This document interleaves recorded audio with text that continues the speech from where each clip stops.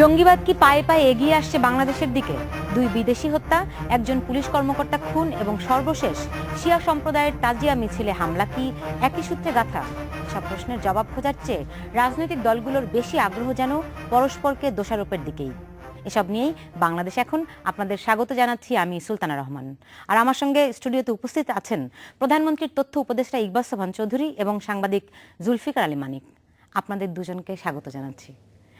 আর দর্শক, আপনারাও এই আলোচনায় অংশ নিতে পারেন, জানাতে পারেন আপনাদের মতামত ফেসবুকে বাংলাদেশ এখন এই পেজে। জি, প্রথমেই যেটা বলছিলাম যে দেখেন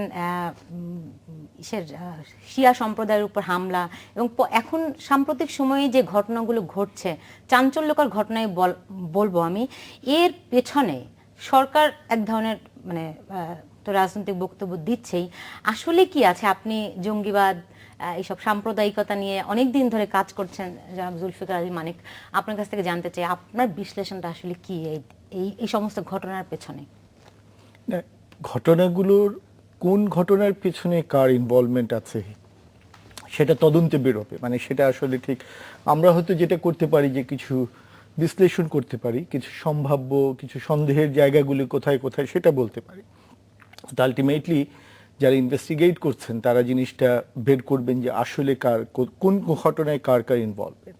তো এখন আপনি যেই কয়টা ঘটনা সাম্প্রতিক কালের উল্লেখ করেছেন, আমাদের এখানে একটা বিষয় হচ্ছে যে আমাদের এখানে জঙ্গি এবং সন্ত্রাসবাদের একটি অবস্থান রয়েছে দীর্ঘদিন থেকে, এটা আমরা জানি। এবং তারা কিভাবে এখানে সন্ত্রাস করে এবং তাদের জঙ্গিবাদের যে মতবাদটা কিভাবে বিস্তৃত করছে সেটা আমরা সবাই কম বেশি বছরের পর বছর দেখতে দেখতে জানি। তো সেই জায়গায় যেটা হয়েছে যে যেহেতু সম্প্রতি যে ঘটনাগুলো ঘটেছে সেগুলি সবগুলি আমাদেরকে অবাক করেছে, কারণ হচ্ছে টার্গেটগুলো খুবই অস্পষ্ট, কারণ খুঁজে পাওয়া যাচ্ছে না। এটার মধ্যে কি যোগসূত্র কি আছে? সেটাই বলছি যে কিন্তু কিছু কিছু যোগসূত্র মিলে, যেমন সন্ত্রাসের স্টাইলটা হয়তো অতীতে যেভাবে জঙ্গিরা সন্ত্রাস করেছে সেটার সাথে মেলে। কিছু কিছু জিনিস নিয়ে প্রশ্ন রয়েছে যেখানে কিছু গ্রে এরিয়া, প্রশ্নের উত্তরগুলো দরকার কোনো কনক্লুশনে পৌঁছানোর আগে। বাট যেই জিনিসটা আমরা দেখছি যে বেনিফিটটা আসলে কে কিভাবে নিতে চাচ্ছে বা কোনটা থেকে কি, যেমন আমরা যদি একদম আমাদের এই খুব কাছের ঘটনাই বলি শিয়া সম্প্রদায়ের উপরে, বাংলাদেশে কখনোই কোনো সেক্টেরিয়ান ক্ল্যাশ ছিল না এবং এটাও কোনো সেক্টেরিয়ান ক্ল্যাশের কোনো রেজাল্ট নয়। এটা একেবারে পিওরলি একটা সন্ত্রাস। এখন এই সন্ত্রাসটা কেন করা হলো সেটা হয়তো ইনভেস্টিগেশনে বেরিয়ে আসবে যে এটার আলটিমেট মোটিভটা কি, কিন্তু আপাতত আমরা যেটা বুঝতে পারছি যে সেটা হচ্ছে দেশে একটা অস্থিরতা সৃষ্টি করা, এবং এই অস্থিরতা সৃষ্টির একটা ধারাবাহিক চেষ্টা জঙ্গিরা দীর্ঘদিন ধরে করছে, সেটা করছে ধর্মের নামে। এবং আপনি যদি বলেন যে অতীতে খুবই আনফর্চুনেট যে আমাদের যে গণতান্ত্রিক রাজনীতি সেখানেও আমরা অতীতে জামাত এবং বিএনপিকে দেখেছি এই জঙ্গিবাদের পেছনে তাদের একটা পৃষ্ঠপোষকতা। সো ওই কারণে হয় কি সন্দেহের তীরগুলি খুব স্বাভাবিকভাবেই যে কোনো বড় অস্বাভাবিক সন্ত্রাসী ঘটনা ঘটলে সন্দেহের তীরটা প্রথম সেখানেই যাবে এবং সেই দিকেই আসলে সবাই সন্দেহটা করছেন।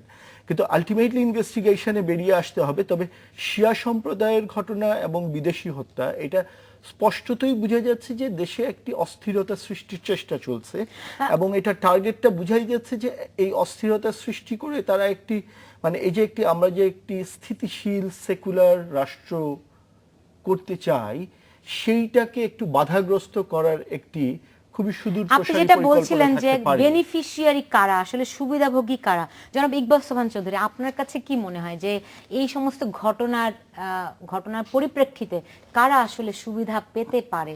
বিশ্লেষণ কি বলছে? আমি প্রথমে একটু আপনার যে কথাটি আপনি বলছিলেন জঙ্গিবাদ কি পায়ে পায়ে এগিয়ে আসছে কিনা বাংলাদেশে, জি, আমার মনে হয় যে পায়ে পায়ে এগিয়ে আসার এই থিওরিটা কেউ চাচ্ছে কিনা, অর্থাৎ পায়ে পায়ে জঙ্গিবাদ আসুক, বাংলাদেশ একটি যেটা মানিক বলল একটি ধর্মনিরপেক্ষ শান্তিপ্রিয় এবং অগ্রসরমান একটি সমাজ ব্যবস্থা রাষ্ট্র, ঠিক সেখানে এই জঙ্গিবাদ নতুন করে তারা যে তাদের যে কর্মকাণ্ডগুলো সেগুলো করে তারা এখানে কি প্রমাণ করতে চাচ্ছে এবং পাশাপাশি আমরা দেখছি যে আন্তর্জাতিকভাবে যখন বাংলাদেশের ভাবমূর্তি বৃদ্ধি পাচ্ছিল, বিশেষ করে প্রধানমন্ত্রী শেখ হাসিনা যখন জাতিসংঘে তিনি গত মাসে গেলেন এবং সেখানে আন্তর্জাতিক পুরস্কার, তার যে বিশ্ব নেতৃবৃন্দ তার এবং বাংলাদেশের বিভিন্ন অর্জন, এমডিজি, অর্থনৈতিক প্রবৃদ্ধি, আমাদের গণতান্ত্রিক সমাজ ধরে উত্তরণ, নিলাম এগুলি ভুলণ্ঠিত করার জন্য, এগুলিকে ভিন্ন খাতে নেয়ার জন্য এই সমস্ত হচ্ছে, এমনটা সরকারের পক্ষ থেকে বলা হচ্ছে। না, কিন্তু আমি আমার শুধু প্রশ্নটি হচ্ছে সরকারের পক্ষ থেকে শুধু নয়, এটি বলতে হবে যে কোন সময়ে এই ঘটনাগুলো ঘটছে। জি, কিন্তু আমি জুলফিকার আলী মানিকও এমনটাই বলছেন যে কেউ না কেউ আসলে এর একটা মানে একটা সুবিধা নিতে চাচ্ছে। তাহলে সরকার কি করছে? আপনি জানেন যে দুজন বিদেশি হত্যাকাণ্ড মানে মাসখানেক সময় পেরিয়ে গেছে, এখন পর্যন্ত তদন্ত কিন্তু আসে নাই। হ্যাঁ, নিঃসন্দেহে কোনো কোনো তদন্ত দেরিতে আসতে পারে, কিন্তু এরকম স্পর্শকাতর ঘটনাগুলোর ক্ষেত্রে পুলিশ যেখানে তাদের সর্বশক্তি নিয়োগ করছে, তারপরও কেন আমরা সেই রকম দৃশ্যত কোনো অগ্রগতি আসলে দেখতে পাই না? দেখুন, যে কোনো কোনো তদন্ত হয়তো একটু সময় লাগতে পারে, তবে একটি কথা আমি আপনাদেরকে স্পষ্ট করে বলতে পারি এবং দায়িত্ব নিয়েই বলতে পারি যে খুব অচিরেই আমাদের এই তদন্তের মধ্য দিয়ে কারা এই ঘটনাগুলো করাচ্ছেন এবং কাদের উদ্দেশ্য আছে সেগুলো কিন্তু জনসমক্ষে চলে আসবে। সেগুলো জনসমক্ষে আপনি বলছেন যে তদন্ত সাপেক্ষে চলে আসবে। এরই মধ্যে প্রধানমন্ত্রী বলেছেন যে জামাত শিবির করছে, আওয়ামী লীগের বিভিন্ন নেতৃত্বের মানে শীর্ষ পর্যায়ে বলা হচ্ছে যে জামাত শিবির করছে। তাহলে আর তদন্তের অবকাশ কি থাকে জনাব জুলফিকার আলী মানিক? না, এটা আমাদের একটা খুবই দুর্ভাগ্যের জায়গা। এটা একেবারে আমাদের রাজনীতিতে এটা নতুন কোনো চর্চা নেই, এটা অনেক পুরনো। যে যারা সরকারে থাকেন, ইভেন যারা সরকারে থাকেন না বাইরে, তারা এমনভাবে ঘটনার পরে বক্তৃতা বা বক্তব্য দেওয়া শুরু করেন যে অ্যাজ ইফ তারা সব কিছু জানেন কে কি করছে। সো আমি ভেরি রাইট, আপনি মানে জার্নালিস্ট হিসাবে আপনিও যেটা বলছেন যে তাই যদি হবে তাহলে আর তদন্তের অবকাশটা কোথায়। সো আমি মনে করি যে এই মানে এটা হয়েছে কি আমাদের পলিটিক্সে কিছু সুইপিং কমেন্ট করার একটা খুবই পুরনো অভ্যাস পলিটিশিয়ানদের রয়েছে। সো এই জায়গা থেকে আমার মনে হয় সরে আসতে হবে, কারণ সরে আসার জন্য সবার প্রথম যেটা দরকার, সরকারের যখন খুবই প্রভাবশালী ব্যক্তিরা সুইপিং কমেন্ট করে ফেলেন একটি ঘটনা সম্পর্কে যেটা আসলে তদন্তের দাবি রাখে, তখন হয় কি একটা আশঙ্কা থাকে যে তদন্তটা তাইলে আর স্বাধীনভাবে না হয়ে ওই ফ্রেমের ভেতরেই তদন্তটা করতে হবে। সো এইটা না করে আমরা তো জানি যে বাংলাদেশে কি কি ধরনের সমস্যা রয়েছে, জঙ্গিবাদ, সন্ত্রাসবাদ বা এই যে অপরাধমূলক কর্মকাণ্ডের। সো এইটা বরং স্বাধীনভাবে যদি তদন্ত করতে দেয়া হয়, যারা এটা সুইপিং কমেন্ট করছেন না করে যদি তারা বলেন যে না ওকে আমরা তদন্তের জন্য ওয়েট করি, তারা তাদের বিশ্লেষণগুলি বলতে পারেন, বা কিছু কিছু ব্যক্তির বিশ্লেষণটা না বলাও ভালো, কারণ সেটা অনেক সময় তদন্তকে আসলে একটা প্রভাবিত হওয়ার আশঙ্কাও থাকে। সো সেই জায়গাটা আমি বলবো যে আমরা তো বিশ্লেষণ করতেই পারি যে সন্দেহের তীর, আমি নিজেও বলেছি যে কেন কোথায় সন্দেহের তীর, কিন্তু ইনভেস্টিগেটররা সেটা আসলে নিশ্চিত করবেন যে আমাদের সন্দেহের জায়গাগুলি সঠিক না, এখানে আরো অন্য কোনো উপাদান রয়েছে। কিন্তু পলিটিশিয়ানরা যারা সরকার চালাচ্ছেন তারা এইসব নিয়ে আসলে তদন্তের আগে কথা না বললেই সেটা বরং আমি মনে করি মানুষও সেটা এক্সপেক্ট করে, শুধু আমি আমাদের ফেসবুকে কিন্তু অনেকে এরকম মতামতই কিন্তু দিয়েছেন যে রাজনৈতিক দলগুলো যতদিন পর্যন্ত না পরস্পরকে দোষারোপের রাজনীতি বন্ধ করছে ততদিন পর্যন্ত আসলে এর সুরাহা হবে না। মানে সরকার কেন আসলে এই দোষারোপের রাজনীতি করছে এত স্পর্শকাতর বিষয়গুলো নিয়ে, তারা কিন্তু সেই প্রশ্ন তুলেছেন। ইব্রাহিম খলিল তিনি এই মন্তব্য করেছেন আসলে স্পর্শকাতরগুলো বিষয়গুলো নিয়ে রাজনৈতিক বক্তব্য কি না দিলেই নয়, নাকি সুষ্ঠু তদন্তের দিকে আরো বেশি মনোযোগ হওয়াটা অনেক বেশি গুরুত্বপূর্ণ? যদি আমরা ধরে নেই কেউ ষড়যন্ত্র তত্ত্ব অনুযায়ী কেউ ষড়যন্ত্র করছে, কেউ এই দেশকে অস্থিতিশীল করার চেষ্টা করছে, সেই ক্ষেত্রে যারা সরকারে থাকে, যারা দায়িত্বে থাকে, তাদের আরো বেশি দায়িত্বশীল হওয়া জরুরি কিনা এই প্রশ্নের জবাব নিয়ে ফিরবো। নিচ্ছি মাত্র 40 সেকেন্ডের একটি বিরতি।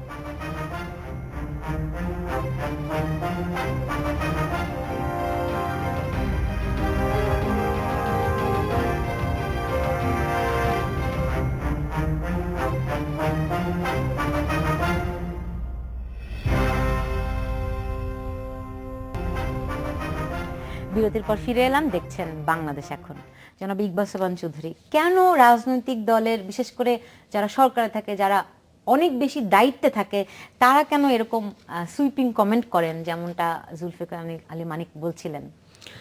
আমি পুরোপুরিভাবে এটাকে বলবো সুইপিং কমেন্ট নয়। যারা দায়িত্বশীল পদে থাকেন তাদের কাছে সাধারণ মানুষেরও তো একটা প্রত্যাশা আছে, এই ঘটনাগুলো কেন ঘটছে, কারা ঘটাচ্ছেন সেই সম্পর্কে কিছু তথ্য তারা কিন্তু পেতে চান। এবং যারা এই যেমন স্বরাষ্ট্রমন্ত্রী, তিনি যদি বলেন যে আমি কিছুই জানি না, দেখছি, তাহলে কি আমরা কি কেউ খুশি হব? নিশ্চয়ই তাকে বলতে হবে যে আমরা খুঁজে দেখছি এবং ষড়যন্ত্রকারী যারা, তাদেরকে খুঁজে পাওয়া সম্ভব হবে ইত্যাদি বলতেই হবে। এবং কারা বেনিফিশিয়ারি, যে কথাটা আমরা যদি দেখি যে আজকে এই ঘটনাগুলোর মধ্য দিয়ে কারা বেনিফিট অর্জন করতে পারেন। দেখুন, একজন বললেন যে সরকার কেন ব্লেম দিচ্ছে। আপনাদের নিশ্চয়ই মনে আছে 28শে সেপ্টেম্বর বোধহয় এই ইটালিয়ান নাগরিক তিনি নিহত হলেন, রাতে নিহত হলেন। পরের দিন সকালবেলা বিএনপির একজন অত্যন্ত শীর্ষ নেতা ডক্টর মঈন খান, তিনি কিন্তু বলে দিলেন যে সরকার জনগণের দৃষ্টি অন্যদিকে ফেরানোর জন্য এই ঘটনা ঘটিয়েছে। এখন প্রশ্ন বলুন যে সরকার একজন বিদেশি নাগরিককে হত্যা করে এদেশে একটি অস্থিতিশীল পরিস্থিতি সৃষ্টি করে সরকার কি গেইন করতে পারবে? বা সরকার কেন করতে যাবে? মতামত অবশ্যই তিনি মন্তব্য করেছেন, কিন্তু সেই মন্তব্য রাজনৈতিক দলের নেতারা তো অনেক সুইপিং কমেন্ট করেনি, তার বক্তব্যটি কেন শক্তভাবে ধরতে হলো? না, শক্তভাবে কেউ ধরেননি। প্রশ্ন হলো কেন তারা এই কথাগুলো বলছেন। তারা তো বলতে পারতেন যে সরকার ব্যর্থ হয়েছে, সেটা বলতে পারতেন, কিন্তু সরকার দৃষ্টি ভিন্ন দিকে ফেরানোর জন্যে এই বিদেশি নাগরিক হত্যার ঘটনা ঘটিয়েছেন, এই কথাটা যখন একজন বিরোধী দলের একজন শীর্ষ নেতার থেকে আসে, তখনই কিন্তু প্রশ্ন আসবে যে কাদের উদ্দেশ্যে এই ঘটনাগুলো ঘটছে।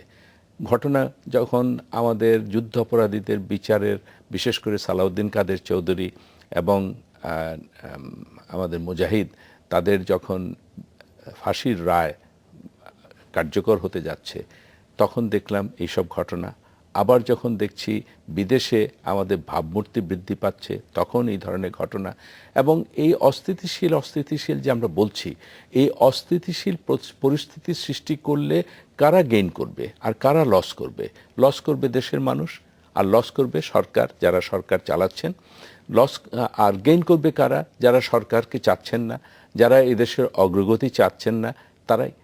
স্বাধীনতা বিরোধী চক্র, মৌলবাদী চক্র, জঙ্গিবাদ চক্র এবং সরকার বিরোধী চক্র, তারাই কিন্তু এই ঘটনার মধ্য দিয়ে তারা কিন্তু বৃদ্ধি পাবে। একটি কথা আমি বলতে চাই যে দেখুন, আমাদের এখানে আমরা দুজন বিদেশি নাগরিক অথবা এই শিয়া সম্প্রদায়ের যে মহরমের যে তাদের র্যালি, তার উপরে আক্রমণ, এইসব কারণের জন্য আমরা অস্থিরতা বোধ করছি।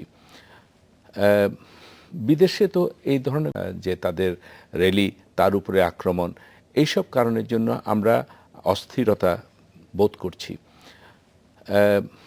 বিদেশে তো এই ধরনের ঘটনা ঘটছে, অস্ট্রেলিয়াতে ঘটেছে, এই মার্কিন যুক্তরাষ্ট্রে ঘটেছে, সুইডেনে ঘটেছে। আপনি আমাকে বলুন যে সেখানে কি এই হত্যাকাণ্ডের মধ্য দিয়ে সেখানে কি অস্থিরতা সৃষ্টি হয়েছে? সেই দেশে যুদ্ধাপরাধীদের বিচার হচ্ছে না।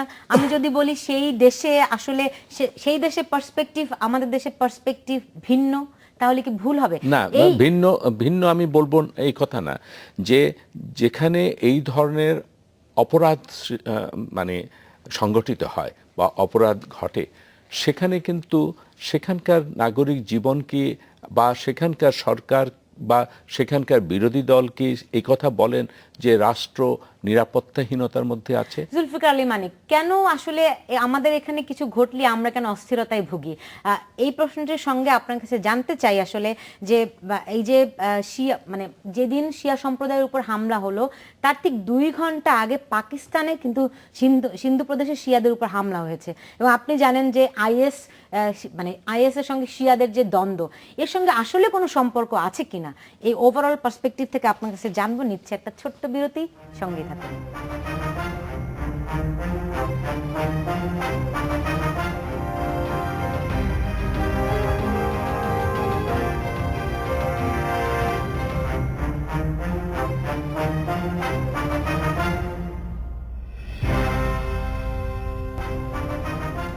বিরতির পর ফিরে এলাম, দেখছেন বাংলাদেশ এখন। জুলফিকার আলী মানিক, আপনার কাছে প্রশ্ন রেখেছিলাম যে আসলে মানে আন্তর্জাতিক প্রেক্ষাপটের সঙ্গে আমাদের দেশের যে ধরনের প্যাটার্ন এখন আমরা দেখছি, এর সঙ্গে আসলে কোনো যোগসূত্র আছে কিনা? যেমনটা বললাম যে 2 ঘন্টার ব্যবধানে পাকিস্তানে এবং আমাদের এখানে শিয়া সম্প্রদায়ের উপরই 2টি হামলা হয়েছে, পাকিস্তানে 22 জনের মতো মারাও গেছে। না মানে পাকিস্তানের যে হামলাটা আর আমাদের এখানে হামলাটা, মানে এইটার যে ঠিক যোগসূত্র 2 হামলার মধ্যে সেই দিনই ছিল এটা ঠিক বলা যাচ্ছে না, এই জন্য যে পাকিস্তানে শিয়াদের উপরে হামলা নতুন কিছু না, এটা এই বছর আরো বছরই হয়, বছরের পর বছর হচ্ছে, এবং হাজার হাজার শিয়া সম্প্রদায়ের মানুষকে পাকিস্তানে হত্যা করা হচ্ছে ধারাবাহিকভাবে। সো সেরকম হলে তো সেটা আগেও হতে পারতো। তবে হ্যাঁ, যে একটা জিনিস দেখেন যে শিয়ারা টার্গেট হয়েছে পাকিস্তানে দীর্ঘকাল ধরে, তাদেরকে হত্যা করা হচ্ছে।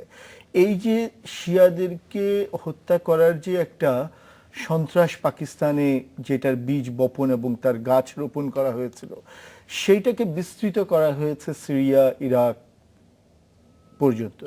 এখন বাংলাদেশ একটি যেহেতু মানে সংখ্যাগরিষ্ঠ মুসলিম প্রধান দেশ, এবং বাংলাদেশ এক সময় পাকিস্তানের সাথে ছিল, আমরা আপনাকে একটু মনে করিয়ে দিতে চাই যে শিয়া সম্প্রদায়ের ইতিহাস মানে যদি বলেন এই তাজিয়া মিছিল 400 বছরে, গত 400 বছরে কিন্তু শিয়াদের উপর কোনোদিন কোনো হামলা হয়নি। হ্যাঁ, আমি কালকে হামলার পরে কালকে আমি পুরো আধা বেলা মানে আমি ওই হোসনি দালানের ওখানে ছিলাম তাদের ইমামবাড়ায়, আমি রিপোর্টিং এর জন্য। তো এখন 400 বছরে এটা হচ্ছে প্রথম ঘটনা যে বাংলাদেশে তাদের এই আশুরার মিছিলে হামলা করা হয়েছে বা মিছিলের আগে।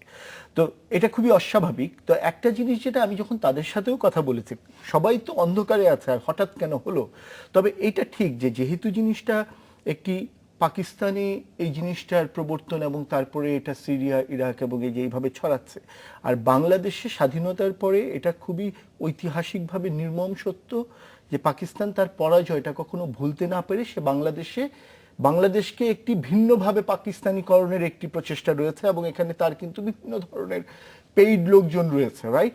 সো একটা তো হতেই পারে যে সেই রকমই একটি চর্চা বাংলাদেশে করা, একটি খারাপ চর্চার প্রবর্তন করা। এই আশঙ্কা কিন্তু যারা শিয়া সম্প্রদায়ের এখানে রয়েছেন, যারা গতকাল ভিকটিম হয়েছেন, তারাও কিন্তু আশঙ্কা করছেন যে একই রকমের বাজে চর্চা বাংলাদেশেও করার চেষ্টা করা।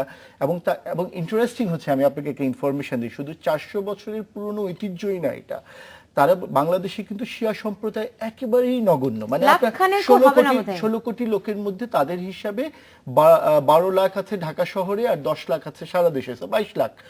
কিন্তু ইন্টারেস্টিং হচ্ছে তাদের যে এই যে মিছিলগুলো হয় আশুরার সময়, তাজিয়া মিছিল, এখানে ওনাদের হিসাবে মিছিলে অংশগ্রহণকারীদের 95% হচ্ছে সুন্নি মুসলমান, 5% হচ্ছে আপনার শিয়া মুসলিম।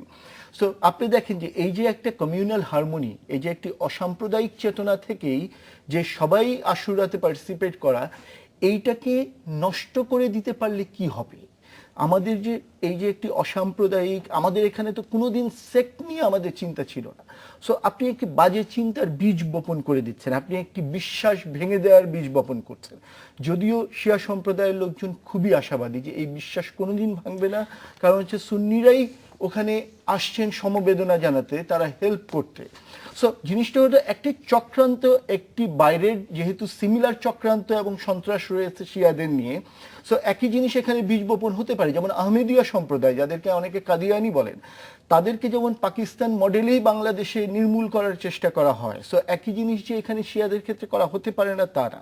সো সেই আশঙ্কার জায়গাগুলো রয়েছে খুবই স্পষ্টভাবে, কিন্তু আমি ওইটা বলতে পারছি না যে এক্স্যাক্টলি পাকিস্তানের ওই দিনের শিয়াদের উপরে হামলা আর আমাদের তাদের হামলায় মিল আছে, তাহলে তো অতীতের অনেক হামলার সাথে এখানে তারা লিঙ্ক করতে পারতো। বাট হতে পারে নতুন ভাবে জিনিসটাকে, আইডিয়াটাকে ইন্ট্রোডিউস করতে চাচ্ছে কিনা তারা, এটা ভাববার ব্যাপার অবশ্য আছে। স্বরাষ্ট্রমন্ত্রী গতকাল বলছেন যে হুজি বলুন, জেএমবি বলুন, আনসারুল্লাহ বাংলা টিম, মানে আল কায়দা, সবই আসলে একই একই মানে একই প্রোডাক্ট। যদি মানে স্বরাষ্ট্রমন্ত্রী এটা বলে থাকেন, এদিকে আবার বলছেন যে বিএনপি জামায়াত সংশ্লিষ্ট, তাহলে আসলে সম্পর্কটা কোথায় জনাব ইকবাল সোবহান চৌধুরী?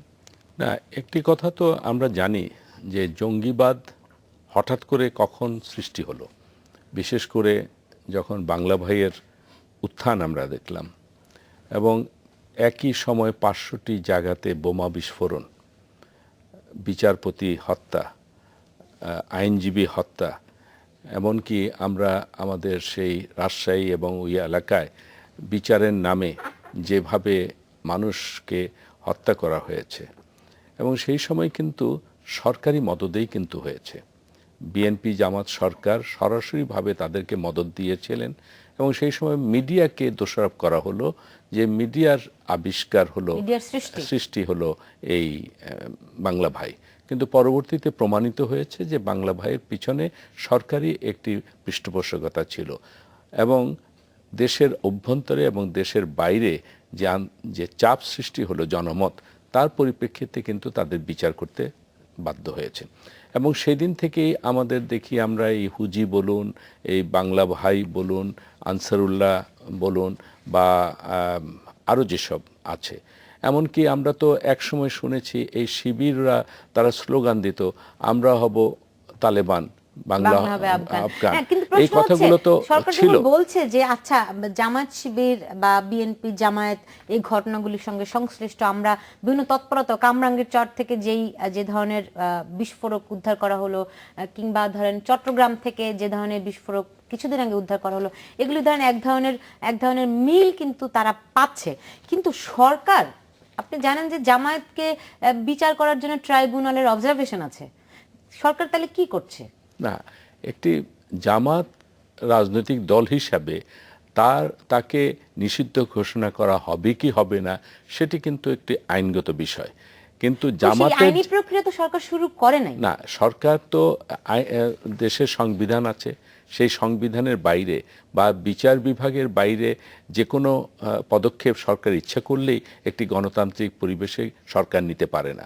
আজকে যদি সরকার একটি এক্সিকিউটিভ অর্ডার দিয়ে, অ্যাডমিনিস্ট্রেটিভ অর্ডার দিয়ে যদি কালকে জামাতকে নিষিদ্ধ ঘোষণা করে দেওয়া হয়, তাহলে এখানে বসেই কিন্তু আমরাই আলোচনা করব সরকার একটি অগণতান্ত্রিক পদক্ষেপ গ্রহণ করেছে। তাই প্রশ্ন হলো সেখানেই যেটি হলো যে জামাতকে নিষিদ্ধ হবে কি হবে না সেটি একটি আইনগত বিষয়। কিন্তু জামাত যে কর্মকাণ্ডগুলো বা শিবির যে কর্মকাণ্ডগুলো করছে এবং তার সাথে যে মদদ বিএনপি তাদের জোটের পক্ষ থেকে করছে, এটি কিন্তু জনগণের কাছে অত্যন্ত স্পষ্ট। এবং আজকে এই প্রত্যক্ষ মদদের কারণের জন্যই কিন্তু এই জঙ্গিবাদ বলুন, মৌলবাদ বলুন, তারা কিন্তু আজকে এই ধরনের পরিস্থিতি সৃষ্টি করতে পারছে। পাশাপাশি আরেকটা কথা বলতে চাই, আমরা শুধু বলছি দুজন বিদেশি নাগরিক হত্যা বা এই শিয়া সম্প্রদায়ের উপরে কিন্তু আক্রমণ না। হোসেনি দালানে কটার সময় এই ঘটনাটি ঘটেছে? মধ্যরাতে, রাত 1:30টার দিকে। তখন কিন্তু তারা কোনো মিছিল বের করেনি, প্রস্তুতি নিচ্ছিল। প্রস্তুতি মানে কি, আরো অনেক পরে তারা বছরই তারা এই রাতের বেলাতেই প্রস্তুতি নেয়, সেখানে করেছে। তারপরে দেখুন সেখানে এই ঘটনার পরে সারা দেশে ঢাকা সহ বগুড়া, খুলনা বিভিন্ন জায়গাতে কিন্তু মিছিল বেরিয়েছে, কিন্তু সেখানে কিন্তু কোনো ঘটনা ঘটেনি। পাশাপাশি আরেকটি জিনিস দেখুন, 5 দিনের এই যে হিন্দু সম্প্রদায়ের যে পূজা অনুষ্ঠিত হয়েছে, সেই পূজাতেও কিন্তু অনেকের আশঙ্কা ছিল, কিন্তু সেখানেও কিন্তু আঘাত আনতে পারেনি। আমি মনে করি যে সরকারের পক্ষ থেকে আইন শৃঙ্খলা রক্ষা বাহিনী এবং পাশাপাশি জনগণের যে একটা প্রত্যক্ষ যে একটা সচেতনতা, এগুলো কিন্তু এই ধরনের যারা দুষ্ট চক্র আছে, যারা দেশের শান্তি বিনষ্ট করতে চায়, দেশের সম্প্রীতি নষ্ট করতে চায়, তাদের বিরুদ্ধে কিন্তু একটা বড় ধরনের নিঃসন্দেহে প্রতিরোধ আসলে ছিল। পূজার যে ইয়ে ছিল এটা নিঃসন্দেহে প্রশংসার দাবি রাখে, যদিও ছোটখাটো ভাবে কিছু অঘটন ঘটেছে কিন্তু ব্যাপক কিছু হয়নি। না, সেটি কি যে আমরা যে এই যে বলি যে ছোটখাটো ঘটনা ঘটেছে, 19টি মণ্ডপে হামলা হয়েছে, না, আপনাকে সুনির্দিষ্ট করে না, বলছি। 19টি মণ্ডপে হামলা হয়েছে, কয়েক হাজার মণ্ডপ কিন্তু ছিল। আপনি ধরুন সারা দেশে কত হাজার মণ্ডপ, সেটাই। তারপরে যে সেই জিনিসটা তুলনায় হচ্ছে সেই হামলা কিন্তু সেখানকার উৎসবকে কিন্তু কোনোভাবে ম্লান করতে পারেনি। নাই এবং সেটাই বললাম, সেজন্য এটা প্রশংসার দাবি রাখে। কিন্তু জুলফিকার আলী মানিক এই জামায়াতকে বিচার করা কিংবা জামায়াতকে নিষিদ্ধ করার ক্ষেত্রে জনাব ইকবাল সুবহান চৌধুরী যেমনটা বলছিলেন যে আইনি প্রক্রিয়া শুরু করতে এই মানে জামায়াতের বিচার করার বিষয়ে কিন্তু আদালতের অবজারভেশন অন্তত 1 বছর আগের। 1 বছর কেন লাগছে আইনি প্রক্রিয়াটি শুরু করতে? এখানে দুইটা জিনিস, একটা হচ্ছে জামাত কিন্তু বাংলাদেশে নিষিদ্ধ পার্টি ছিল, এটা হ্যাঁ ঐতিহাসিকভাবে যেটা ডকুমেন্টস আছে সেটা হচ্ছে বাংলাদেশ যখন স্বাধীন হয়ে গেল তারপরে সরকারের প্রথম সিদ্ধান্তগুলোর মধ্যে একটা ছিল জামাত সহ কিছু সাম্প্রদায়িক স্বাধীনতা বিরোধী দলের এখানে রাজনীতি করার অধিকার থাকবে না। সেই জামাত আপনার ধর্মভিত্তিক রাজনৈতিক দল, হ্যাঁ ওই যে সাম্প্রদায়িক রাজনীতি এবং স্বাধীনতা বিরোধী যে দলগুলো জামাতে ইসলামী, নিজামী ইসলামী, মুসলিম লীগ, পিপিপি, এরকম 5টা দলকে নিষিদ্ধ করা হয়েছিল। 75-এ 15ই আগস্ট বঙ্গবন্ধুকে হত্যার পর যখন আপনার মিলিটারি শাসন চলে আসলো, জিয়াউর রহমান এবং উনার আগে পরের যারা, তারা জামাতকে রাজনীতিতে নিয়ে আসলেন। ওকে, তো এই তো জামাত আবার পুনর্বাসিত হলো। তা এখন প্রশ্নটা হচ্ছে আপনি নির্বাহী আদেশে যে জামাতকে নিষিদ্ধ করা যায় তার উদাহরণ আমাদের সামনে রয়েছে, কিন্তু একটি দাবি ছিল যে জামাত পার্টি হিসাবে যুদ্ধাপরাধ করেছে। তারা নেতারা যেমন কর্মীরা ইন্ডিভিজুয়ালি যুদ্ধাপরাধ ইনভলভ ছিল, পুরো পার্টিটাই যুদ্ধাপরাধ করেছে। সো পার্টির যুদ্ধাপরাধের বিচার হতে পারে, কারণ বিশ্বে উদাহরণ রয়েছে সেকেন্ড ওয়ার্ল্ড ওয়ারে পার্টির বিচার করে।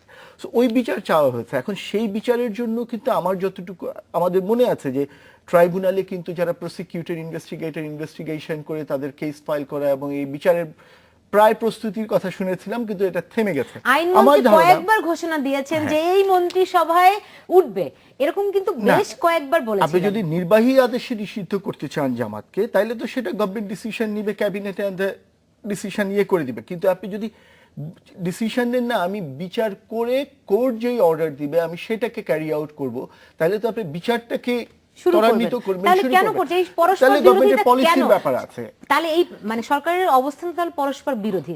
তারা একবার বলছে যে আমরা নির্বাহী আদেশে নিষিদ্ধ করব না, তাহলে বলবে রাজনৈতিক দলকে আসলে গণতন্ত্র নাই, এরকম একটি কথা বলবে। এইটা যখন বলছে একই সঙ্গে বলছে যে আইনি প্রক্রিয়ার কথা, কিন্তু সেটি শুরু করছে না, ফলে অবস্থানটা আসলে পরস্পর বিরোধী। সরকারের দুর্বলতা তাহলে কোথায়? এই প্রশ্নের জবাব নিয়ে আমি ফিরবো, নিচ্ছি একটা ছোট্ট বিরতি, সঙ্গেই থাকুন।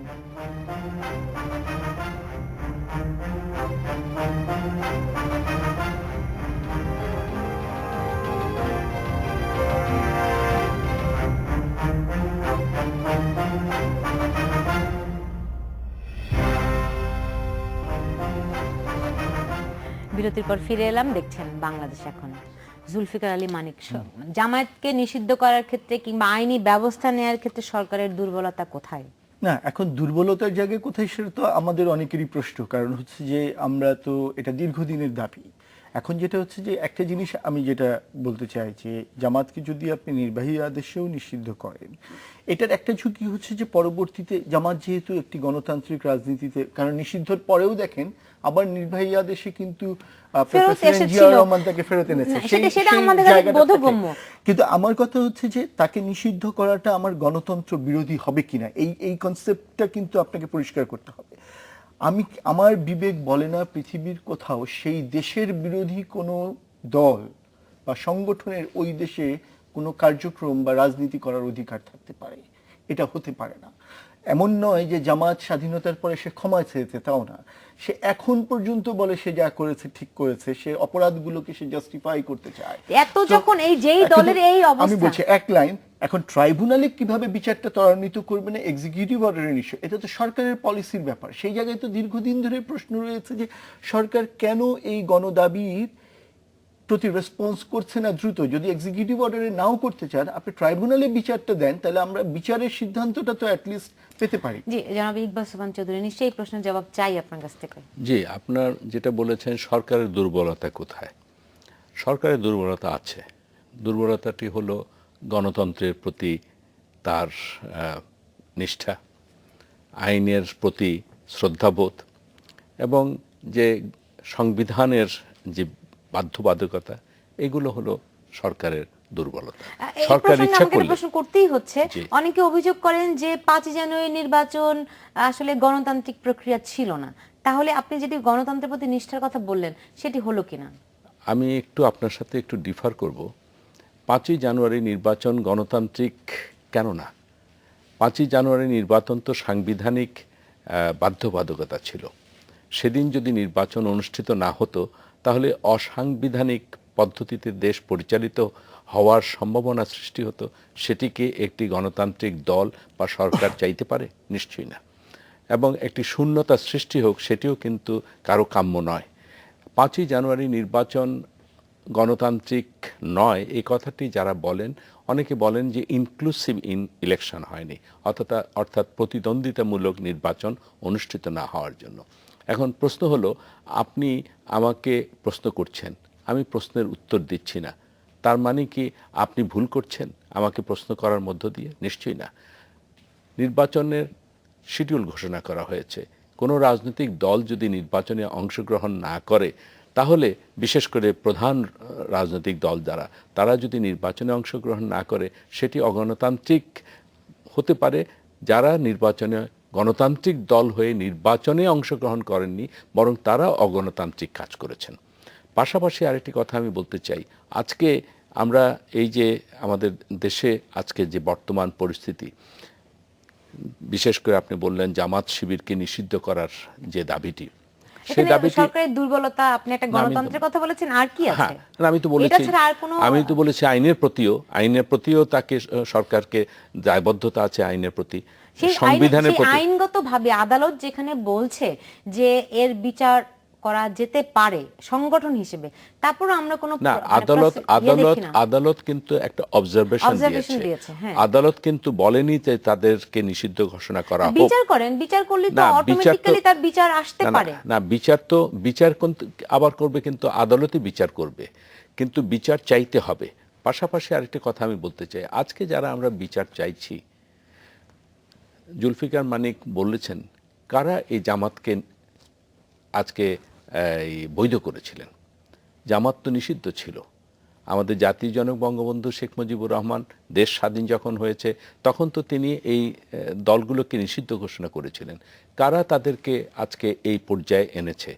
আজকে এই যে দেশের আজকে সহিংসতা বলুন, সন্ত্রাসী কর্মকাণ্ড বলুন, মৌলবাদ বলুন, জঙ্গিবাদ বলুন, সমস্ত কিছু তো সৃষ্টি হয়েছে সেই উত্থানের মধ্য দিয়ে। আজকে দুটোই দাবি একসাথেই আমার মনে হয় হওয়া উচিত, যে হ্যাঁ, এদের বিচার হওয়া উচিত, নিষিদ্ধ ঘোষণা হবে কিনা সেটির জন্য দাবি দেওয়া উচিত।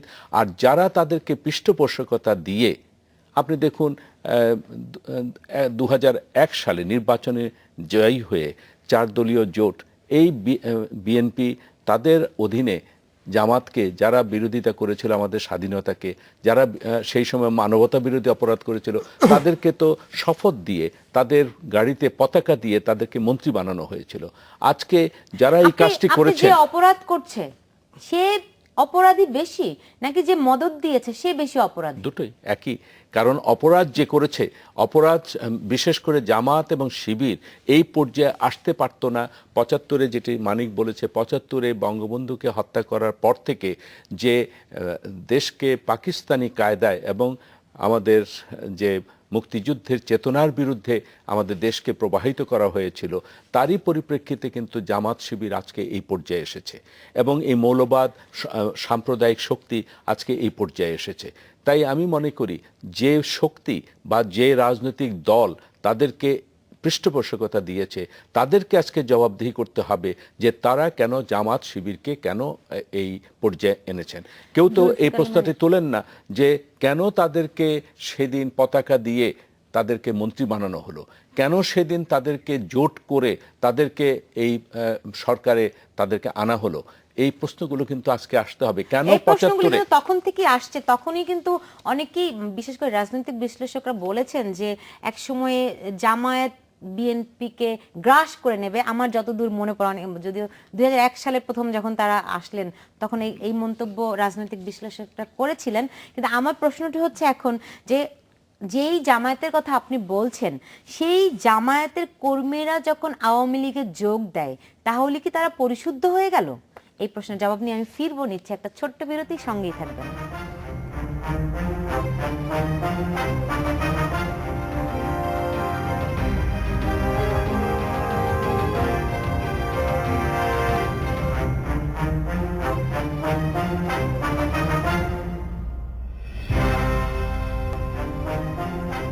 বিরতির পর ফিরে এলাম, দেখছেন বাংলাদেশ এখন। জুলফিকার আলী মানিক, আপনার কাছে প্রশ্ন রেখেছিলাম যে জামায়াত এত কিছু করেছে, এত মানে খুবই ভয়ঙ্কর ভয়ঙ্কর ভয়ঙ্কর অনেক কিছু আছে, সেই জামায়াতের কর্মীরা আসলে আমরা দেখেছি যে দলে দলে আওয়ামী লীগে যোগ দিচ্ছে দেশে বিভিন্ন জায়গায়। এটা কি তাহলে তারা আওয়ামী লীগের মধ্য দিয়ে গেলে পরিশুদ্ধ হবে, ব্যাপারটা কি এরকম? না, মানে এখানে কয়েকটা জিনিস বলি। প্রথমত হচ্ছে জামাত যদি আপনি নিষিদ্ধ করেন, মানে শুধু নিষিদ্ধ কোনো সলিউশন। জামাত হচ্ছে একমাত্র পার্টি যার নিজস্ব ফাইন্যান্সিয়াল একটা স্ট্রাকচার আছে, এবং সেটাই হচ্ছে তার সবচেয়ে বড় স্ট্রেংথ, যেটাকে বলা হয় লাইফ লাইন। সেটাকে আপনার ধরতে হবে, কারণ এই অর্থ কোথায় কোথায় যায় এটা একটা আনঅ্যাকাউন্টেবল ব্যাপার। সো সেটা একটা। আর যারা জামাত করেছে, মনে রাখতে হবে যে জামাত কিন্তু কোনো গণতান্ত্রিক পার্টি নয়। এই কারণে গণতন্ত্র চর্চা করা তার দলের আদর্শ নয়, তার দলের আদর্শ অ্যাবসলিউটলি ভিন্ন। সে হচ্ছে গণতন্ত্রের বিরোধী একটি দল। ধর্ম হ্যাঁ, সে প্রতিষ্ঠা ধর্মভিত্তিক করা, একটি জিহাদি রাষ্ট্র করতে চায়। সো এখন কথা হচ্ছে যে জামাতে যারা করে আর যারা আওয়ামী লীগ বিএনপি করে, আপনি যদি এদেরকে পাশে রাখেন, দেখবেন যে জামাতের যে ছেলেটা বা মেয়েটা, তার সাথে আওয়ামী লীগের ছেলে মেয়ের বিস্তর অমিল আছে। সে হচ্ছে একেবারেই তার নিজের দলের যে মতবাদে এমনভাবে মোটিভেটেড, যেটাকে বলা হয় ব্রেইন ওয়াশ একটা ক্যারেক্টার। সো সে যখন বিএনপিতে যায়, সে কিন্তু বিএনপি হয় না, সে তখন তার মতো করে বিএনপির জায়গাটাকে তৈরি করতে চায়। অর্থাৎ যেই জিনিসটা আপনি বলছিলেন যে 2001-এ যখন জামাতকে নিয়ে ক্ষমতায় এসছে, বা জামাতের সাথে যখন অফিসিয়াল জোট করেছে বিএনপি 90s-এর শেষে গোলাম আজমের নেতৃত্বে, তখনই আমাদের অনেক রাজনৈতিক বিশ্লেষক বলেছিলেন জামাত বিএনপিকে গ্রাস করবে। আজকে 15 সালে কিন্তু সেটা সত্য প্রমাণিত হয়েছে। সো আজকে যারা আওয়ামী লীগে চলে যাচ্ছেন জামাতের লোকজন, তারা কেউ কিন্তু আওয়ামী লীগার হবেন না, বরং তারা আওয়ামী লীগকে জামাতিকরণ করবেন। এটা আমি আপনাকে একদম নিশ্চিত করে বলে দিতে পারছি। এবং জামাত এটা যদি আওয়ামী লীগ, প্রধানমন্ত্রী এরই মধ্যে কিন্তু বলেছেন, বা আওয়ামী লীগের অনেক মানে শীর্ষ পর্যায়ের নেতারা কিন্তু বলছেন যে দলে অনেক অনুপ্রবেশকারী আছে। তারা কি আসলে জামায়াতের কর্মীদের দিকে ইঙ্গিত দিচ্ছে? আর যদি সত্যি জামায়াত কর্মীরা অনুপ্রবেশকারী হিসেবে দলকে বা দেশে বিশৃঙ্খলা করার চেষ্টা করে, তাহলে সরকার আসলে কি করছে, আওয়ামী লীগ কি করছে? না, জামাত একটি কালো শক্তি। কালো শক্তি কোনো সাদা কোনো দলের সাথে যদি যোগদান করে, তার চরিত্র কিন্তু কালো, সেটা মুছে যাবে না। আপনি যেটা বলছেন যে তারা যদি আওয়ামী লীগে যোগদান করে তাহলে তারা শুদ্ধ হবে কিনা, না, সেটা শুদ্ধ হওয়ার কোনো কারণ নেই। আর আওয়ামী লীগে যে যোগদানটি, সেটি কিন্তু প্রধানমন্ত্রী যে কথাটি বলেছেন, হয়তো কিছু কিছু জায়গায় তারা হয়তো অজান্তে বা অনুপ্রবেশকারী হিসাবে স্বার্থসিদ্ধির জন্যে বা আশ্রয়ের জন্য তারা কিন্তু সেখানে ঢুকে যাওয়ার চেষ্টা করছে, বা ওখানকার যারা নেতা আছেন, অর্থাৎ সেখানে হয়তো কিছু কিছু জায়গায় তারা হয়তো নিজের স্বার্থের জন্যে এই ধরনের কিছু এলিমেন্টকে দলের মধ্যে প্রশ্রয় দিচ্ছেন। যদি তাই হয়ে থাকে তাহলে আসলে সরকার এই ব্যাপারে, কিংবা আমরা যদি বলি যে দলের শীর্ষ নেতৃত্ব, এই সমস্ত রাজনৈতিক নেতাদের কোন রকম কোন পরামর্শ কিংবা এইসব থেকে বিরত থাকার কি নির্দেশনা কি দিয়েছেন? হ্যাঁ, প্রধানমন্ত্রী কিন্তু স্পষ্ট করেই তার দলের নেতাকর্মীদের, বিশেষ করে নেতাদেরকে নির্দেশ দিয়েছেন এই অনুপ্রবেশকারীদেরকে চিহ্নিত করার জন্য এবং অনুপ্রবেশ বন্ধ করার জন্য। আরেকটি কথা হলো যে আওয়ামী লীগ তার তৃণমূল পর্যায়ে এমনভাবে বিস্তার লাভ করেছে, সেখানে এই জামাতিদের যোগদানের মধ্য দিয়ে তাদের শক্তি বৃদ্ধি করার কোনো প্রয়োজন নেই, বরং আমি আপনার আগের প্রসঙ্গটা আসতে চাই যে আপনি বললেন যে নির্দেশনা দিয়েছে, কিন্তু গত 1 বছরে প্রায় 1 লক্ষ জামায়াতের কর্মীকে নাশকতার অভিযোগে আটক করা হয়েছে, যার মধ্যে প্রায় 90% জামিনে মুক্তি পেয়েছে, এবং এদের অধিকাংশই মুক্তি করেছে, জামিনদাতা হয়েছেন আওয়ামী লীগের নেতা। না, এটি এটি আমার মনে হয় যে এই যে হিসাবটি সেটিও কিন্তু প্রশ্ন করা যেতে না, পারে। এটি সঠিক হিসাব, আমি জেনে বলছি আপনাকে। না, আপনি জেনে বলছেন, তাহলে আসতে হবে যে কারা কারা এই গ্রেপ্তার হয়েছিল, কাদেরকে, কার সুপারিশে এই তারা মুক্তি পেয়েছে, এগুলি তাহলে খোঁজ করে বের করতে হবে একেবারে নাম ধরে ধরে। আপনি যেভাবে বললেন যে 1 লক্ষকে গ্রেপ্তার করা হয়েছে, প্রায় 90 ভাইকে মুক্তি দেওয়া হয়েছে এবং তাদেরকে মুক্তি একটি বড় দিয়েছে। অংশ আওয়ামী লীগ নেতা। তা আমার প্রশ্নটি হলো, তাহলে প্রত্যেকটি হিসাব বের করতে হবে যে তাদের যে আদালত থেকে তারা বেরিয়েছে কার সুপারিশে বেরিয়েছে। সেই হিসাবগুলি কিন্তু আছে। মানে আমি মনে করি যে এই হিসাবটি যেভাবে সরলীকরণ করা হয়েছে এটা কিন্তু সঠিক নয়। তার পাশাপাশি আরেকটি কথা প্রশ্ন তুলতে চাই যে যেটি জুলফিকার মানিক বলেছিলেন, আপনি দেখেন যে জামাতের যে অর্থনৈতিক যে স্ট্রেংথটি সেটি কিন্তু অত্যন্ত স্পষ্ট, এবং তারা যখন গ্রেপ্তার হয় বা তারা যখন আইনি প্রক্রিয়ার মধ্যে আসে তখন তাদেরকে সাপোর্ট দেওয়ার জন্যে, তাদের পরিবারকে সাপোর্ট দেওয়ার জন্য জামাতের থেকে কিন্তু পয়সা দিয়ে তাদেরকে কিন্তু সাহায্য সহযোগিতা করতে ব্যবস্থা আছে।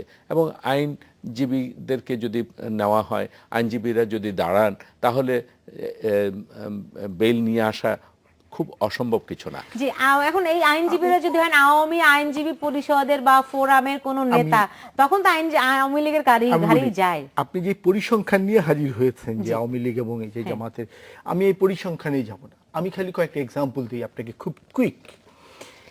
আওয়ামী লীগ একটি অফিসিয়ালি অসাম্প্রদায়িক ধর্মনিরপেক্ষ রাজনৈতিক দল, জামাত একটি অফিসিয়ালি চরম সাম্প্রদায়িক রাজনৈতিক দল, রাইট, যার জঙ্গিবাদকে পৃষ্ঠপোষকতার আছে। এখন এই জামাতের লোক যখন আওয়ামী লীগে আসবে, সে কি অসাম্প্রদায়িক হয়ে যাচ্ছে? মোটেই না। যেই কারণে দেখবেন যে আওয়ামী লীগের অফিসিয়াল আদর্শ অসাম্প্রদায়িক ধর্মনিরপেক্ষ হলেও আওয়ামী লীগে প্রচুর সাম্প্রদায়িক লোকজন আছেন। তার কারণ হচ্ছে রামুতে যখন 2 বছর আগে বৌদ্ধ বিহারগুলোতে হামলা হয়, সেখানে কি করে ইন্ডিভিজুয়ালি আওয়ামী লীগ করে এমন লোকেরও পার্টিসিপেশন দেখা যায়, বিকজ অফ সে একজন সাম্প্রদায়িক লোক আওয়ামী লীগ করে।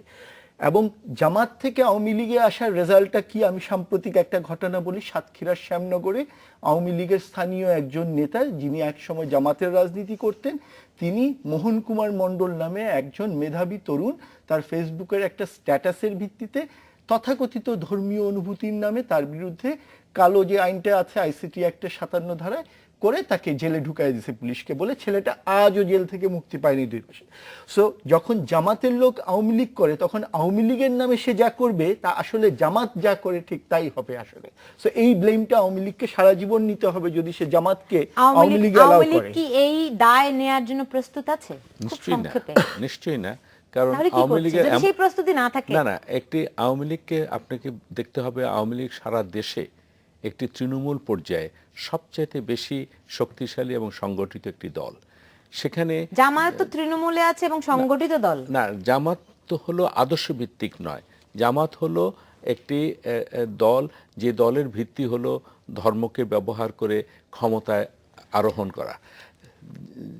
আর আওয়ামী লীগ হলো একটি অসাম্প্রদায়িক একটি গণতান্ত্রিক দল, যারা মুক্তিযুদ্ধের মধ্য দিয়ে দেশকে স্বাধীন করে এনেছে এবং উদারপন্থী হিসাবে তাদেরকে চিহ্নিত করা হয়। এবং সেই কারণের জন্য আওয়ামী লীগ কখনোই কিন্তু জামাতকে প্রয়োজন নেই। জামাতের সাথে কখনো আওয়ামী লীগের জোট হয়ওনি। অনেকে প্রশ্ন তুলে জামাতকে নিয়ে আন্দোলন হয়েছে, কিন্তু কিন্তু জামাতকে নিয়ে কখনো কিন্তু আওয়ামী লীগ কোনো জোট কখনো করেনি, বিএনপি করেছে। তাই আওয়ামী লীগকে শক্তিশালী হওয়ার জন্য জামাতের প্রয়োজন নেই। এবং জামাত কখনো তাদের নিজেদের স্বার্থ সিদ্ধির জন্য হয়তো কিছু কিছু জায়গাতে কিছু বিভ্রান্তি সৃষ্টি করার জন্য তারা হয়তো আওয়ামী লীগে যোগদান করার একটা প্রক্রিয়া তাদের আছে। আপনি যা বলছেন যে জামায়াতের দরকার নেই, নিশ্চয়ই সেই ব্যাপারে সরকার এবং আওয়ামী লীগ সচেতন আছে। আপনাদের দুজনকে অনেক ধন্যবাদ আজকে স্টুডিওতে আসার জন্য। দর্শক আপনাদেরকে অনেক ধন্যবাদ আমাদের সঙ্গে থাকার জন্য। আপনারা সবাই ভালো থাকুন।